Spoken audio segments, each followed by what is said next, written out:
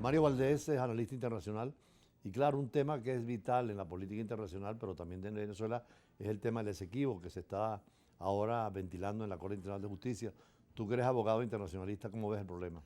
No, yo, con todo y lo que sucedió el 6 de abril, a mí me parece que es interesante. Estuve estudiando bien el voto salvado que está allí. Yo creo que ahí Venezuela debe meterle a la lupa a eso. Yo creo que el equipo jurídico seguramente debe haber algunas cosas al respecto.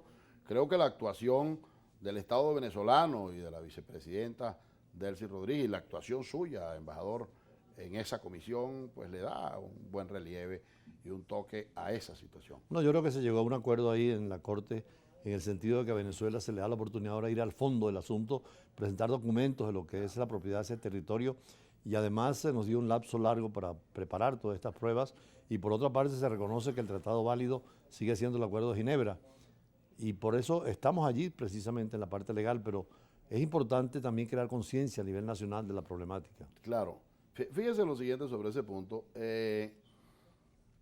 Ciertamente, en el fondo del tema, Venezuela nunca ha tenido la oportunidad de discutirlo. Primero, porque en el laudo arbitral que se firmó en aquel momento, 1899, en 1899, sí, cuando le arrebatan a Venezuela en un plan urdido por los árbitros, de acuerdo con Gran Bretaña, entonces ahí no pudimos hacer nada, pero después de eso pasó todo ese tiempo hasta 1966, que es cuando se plantea el Acuerdo de Ginebra, y allí pues en gran medida se discutió, pero tampoco el fondo, sino que se reconoció la situación.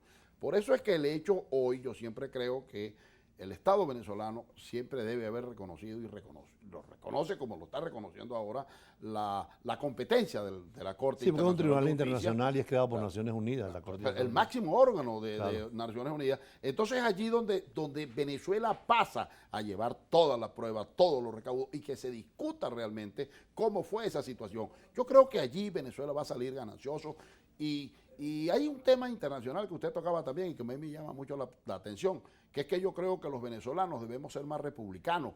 Los venezolanos debemos comenzar a pensar en nuestra república. Aquí hay que hacer un plan de concientización.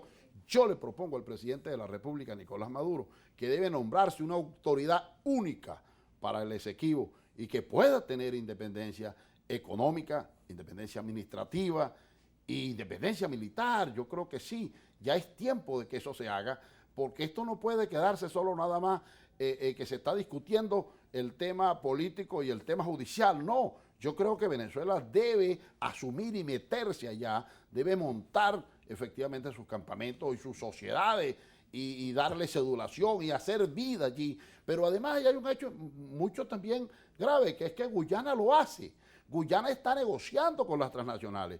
Guyana sigue firmando convenios, firmando contratos para la explotación petrolera y nosotros solo viéndolo diciendo, no, pero bueno, es que me están robando. No, no es me están robando, es que nosotros tenemos los mismos derechos que tienen los guyaneses. Entonces, debería Venezuela, el Estado venezolano, meterse allí y comenzar a hacer una labor, por una parte de concientización y otra de la toma efectivamente de Guyana. No, de hecho, ayer en la reunión de los Verdes, una de las propuestas es declarar eso un parque nacional, porque hay tanta biodiversidad y tantos recursos, no solamente es el petróleo o los minerales, sino el oxígeno que tú decías de la selva amazónica que está allí, claro, virgen y que es fundamental para el mundo, ya no solamente para nosotros. Así es, y entonces, ¿qué sucede? Que cuando, si ese es un planteamiento bueno, porque eso va a permitir entonces la conservación de la biodiversidad y del medio ambiente, pero porque también para la voracidad que existe con la madera, en este caso, y con los peces, con todos los minerales que hay allí, porque eso es una de las riquezas más grandes. Inclusive se habla de que allí Guyana pudiera convertirse en un Dubái americano. Sí, una última pregunta, Mario, que es la extradición del presidente del Perú. 3 expresidentes presos en el Perú al mismo tiempo.